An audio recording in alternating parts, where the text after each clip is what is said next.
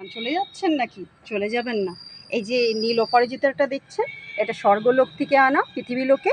হ্যাঁ, শুক্রাচার্য এনেছিলেন এই গাছটিকে পৃথিবীলোকে, ঠিক আছে? এটা যেমনি ওষুধি গুণে ভরপুর ভালো, সেরকম আয়ুর্বেদিক শাস্ত্র প্রচণ্ড ভালো গুণাগুণ, ঠিক আছে? এই ফুলগুলি যেমন দেখতে সুন্দর তেমনি উপকারিতা।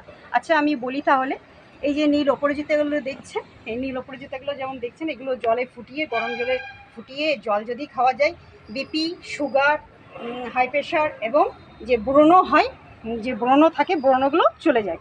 সকালে উষুম জল করে এইটাকে ফুটিয়ে, এই ফুলটাকে ফুটিয়ে খাবেন এই রসটা।